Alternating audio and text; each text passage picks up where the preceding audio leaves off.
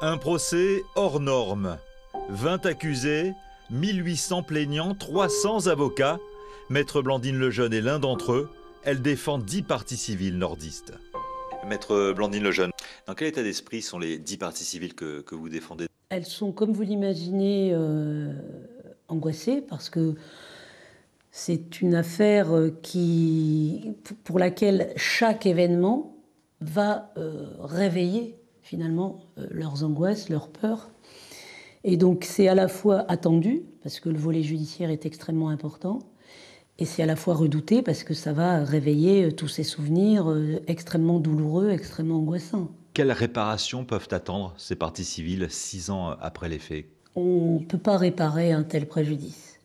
Je pense qu'elles sont marquées à vie, qu'elles se sont vues mourir, que certains... Je défends une famille qui a perdu un fils et un frère. Ça ne se répare pas. On a effectivement négocié avec le fonds de garantie pour les indemnisations, mais ça ne répare pas la douleur. Si on parle d'obtenir justice, qu'est-ce que cette notion peut recouvrir dans leur cas?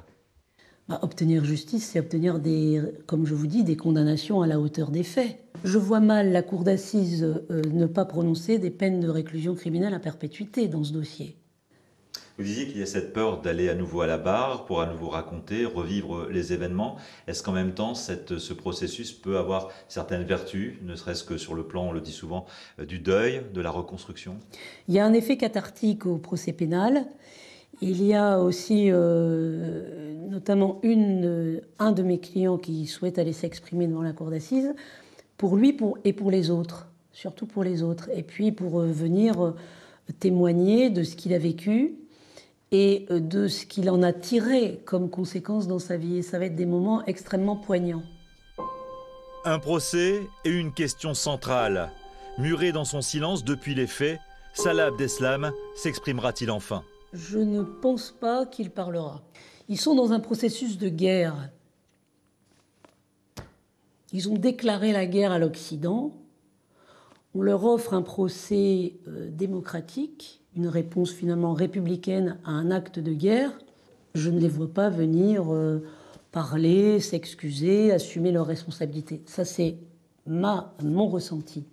Maintenant, si l'histoire ou le procès me donne tort, tant mieux. Quelle vie voyez-vous pour les parties civiles après ce procès? Il faut espérer qu'il n'y aura pas d'appel. Mais ça, c'est une autre affaire. Mais ça leur permettra de tourner une page. Maintenant, leur vie est impactée, je pense, définitivement par les faits qu'elles ont subis, que ce soit par la perte d'un être cher, que ce soit par la peur de mourir, que ce soit par les scènes qu'ils ont vues, que ce soit par les cris qu'ils ont entendus, le sang.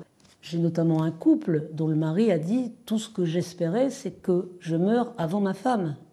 Alors quand on pense à des choses comme ça, quand on téléphone à ses enfants pour leur dire adieu, qu'on appelle l'aîné pour dire tu t'occuperas de tes petits frères et tes petites sœurs, vous imaginez?